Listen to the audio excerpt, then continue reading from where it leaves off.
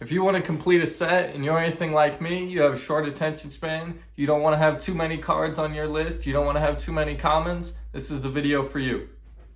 I'm going to be going over my own personal top 5 vintage sets under 100 total cards. Now, just being under 100 cards doesn't make it easy to complete necessarily. Some of these sets are actually pretty difficult. Now, lots of these sets, even though they're smaller sets, are still really awesome sets to have with beautiful artwork and sets that I would love to have to my personal collection. So let's go ahead and get going through those. Now, starting it off with number 5, we have the 1964 Topps Giants. Now, this is an awesome looking set. It's got lots of the greatest players of all time, the most known, most popular players from the 60s from that era. Some of the greats like Mickey Mantle, Hank Aaron, Willie Mays. This set just has a lot of good options of all your favorite players at a pretty good price point too. It's affordable. This set is not a terrible size at all. It actually only has 60 cards in it, with 22 of them being Hall of Famers, so over a third of the cards are Hall of Fame cards. Something else to note in the set is that there's 2 short printed cards. Those are going to be the Sandy Koufax and the Willie Mays. Those are a little bit harder to find than some of the other cards in the set, but you can still find them for a reasonable price, under $200 for sure. Our number 4 set is going to be the 1948 Bowman set. This is a classic set. This is the first year of Bowman. Has some amazing rookie cards in it and is one that you must collect. Now, this set has some awesome rookie cards. As I just mentioned, it's got cards of Yogi Berra, Stan Musial, and many other cards. Lots of the cards in the set are Hall of Famers. It's only going to be 48 cards in the set. Of those 48 cards, 9 of those are actually going to be Hall of Famers, so a good chunk of the cards that you'll be buying there will be Hall of Famers. Another couple notable rookies from that set would be the Warren Spahn and the Phil Rizzuto rookies. There's some awesome looking artwork on some of these. And when it comes to the commons in this set, they're extremely easy to buy, extremely affordable. You can probably find them under $5 a piece, I would think. Maybe 10 at the max. They're not very hard to come across the commons, so it should be easy to fill out those 30 or so commons and then just fill the rest of the set up with some of these awesome Hall of Fame stars. All in all, this is definitely a set you guys should be looking out for, and definitely one that would be awesome to add to your collection. Coming in at number 3 is going to be the 1938 Gowdy set. This is one of my favorite looking sets of all time, and this set is incredibly difficult to find. Lots of these cards have only been graded just a couple hundred times, 200 or 300 times, and those are some of the most graded cards. Some of the cards in this set are incredibly tough to find, including the DiMaggio. It is a Joe DiMaggio rookie.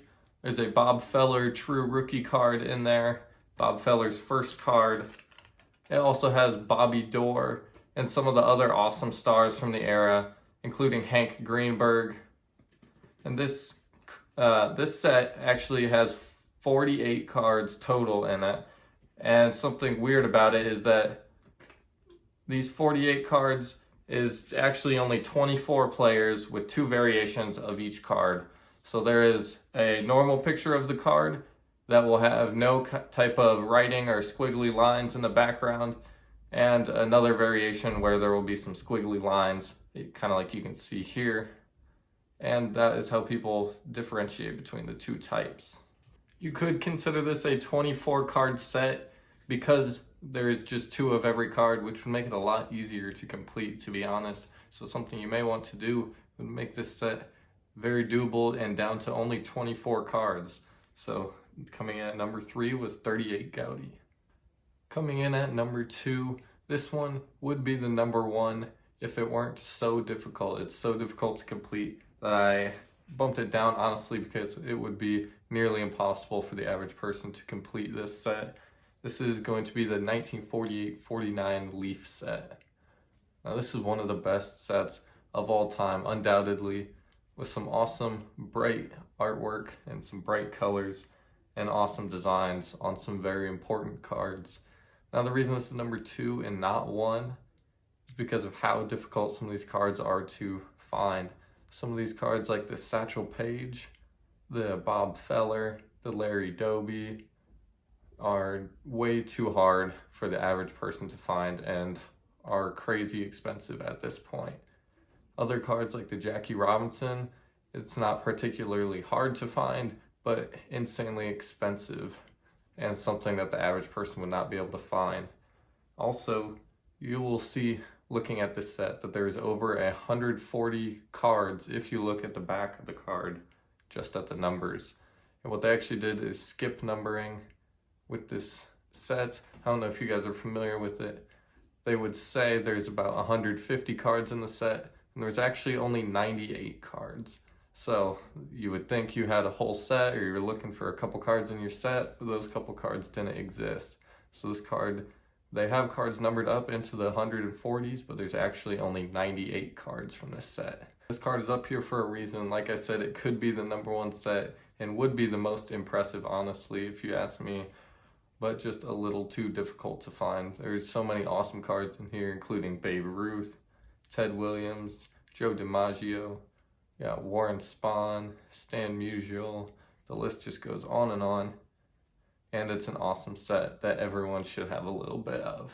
Now for the #1 spot, my favorite set under 100 cards, and this one is actually much more reasonable than the Leaf set. This is going to be 1941 Play Ball. Now this set includes 72 cards. Out of the 72 cards, 15 of those are actually Hall of Famers, so another decent chunk of the set there is going to be some big names. Some of the headliners include Joe DiMaggio, which is a high number. That's going to be the toughest card in the set. There's a Ted Williams. That one's a little bit easier. That's a low number. And this was also the year Ted Williams hit 406. So there's a little interesting fact. Some of the other big cards. There's a Hank Greenberg. There's a Mel Ott. Some awesome looking cards that are some of the biggest in the set. And the one and only rookie in the set is the 1941 Pee Wee Reese. Is an awesome looking card of a very popular player.